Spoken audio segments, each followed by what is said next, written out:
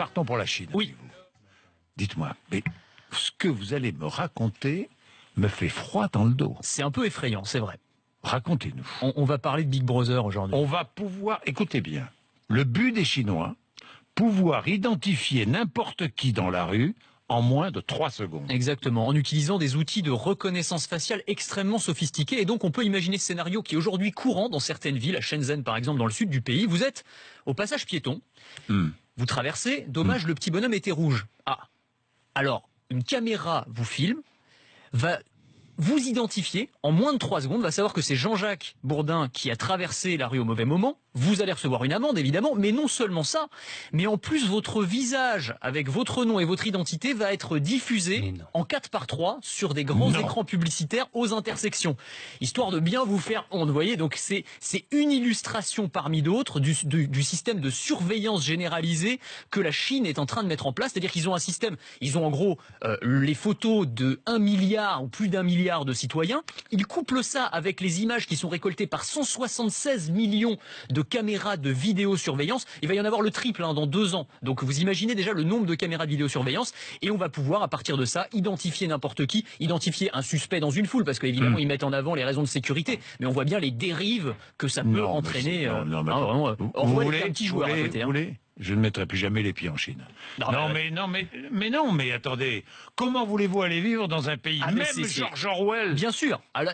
N'aurait pas pu imaginer ça. Non, mais c'est vraiment Big Brother était un petit joueur à côté. De la rigolade. De la rigolade. On se sert même de la reconnaissance faciale pour contrôler la quantité de papier que chacun a le droit d'utiliser dans les toilettes publiques. Oui, c'est pour vous dire jusqu'où ça va. Dans certaines toilettes publiques, dans les parcs de Pékin, vous avez un système avec une caméra, et donc le distributeur de papier toilette va vous délivrer, quand il vous reconnaît, donc il reconnaît que c'est Anthony Morel, il va vous donner ça, c'est-à-dire 60 cm de papier toilette. Je vous en ai tiré 60 cm exactement pour que vous voyez un petit peu ce à quoi vous avez droit. Donc c'est votre petit quota, et une fois que vous avez votre quota, eh bien c'est terminé. Et l'État chinois veut créer un système de notation de ses citoyens en fonction de leur comportement. Alors ça, c'est assez dingue. C'est la dernière brique, mais alors c'est peut-être la plus folle. C'est une sorte, un peu comme si vous aviez un permis à un point, mais qui régit l'ensemble de votre vie. Donc chaque citoyen va se voir attribuer une note entre 350 et 950, et cette note, elle va évoluer en fonction de tout un tas de critères. Alors ce que vous faites dans la vie réelle, par exemple, si vous avez bien payé vos impôts à temps, là vous avez une meilleure note. Si vous avez eu une amende de stationnement, la note va baisser un petit peu. Et puis, est-ce que vous faites sur Internet, ce que vous publiez sur les réseaux sociaux, si vous avez des mauvaises fréquentations sur les réseaux sociaux, là votre note va baisser.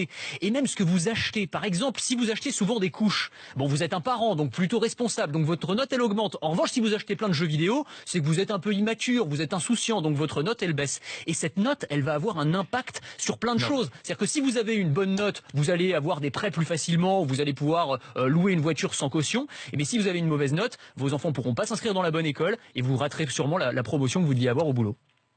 C'est effrayant ce que vous nous dites. Voilà, à l'horizon 2020, système de notation. Rester dans mes Cévennes. On n'est pas prêt de voir arriver des caméras, je vous le dis tout de suite. De vidéosurveillance. Les caméras, on va les dégommer. Rapide. Il n'y aura pas, elles vont pas rester bien longtemps, je vous le dis tout de suite. Mais enfin, c'est invraisemblable. C'est dingue, Bon, enfin.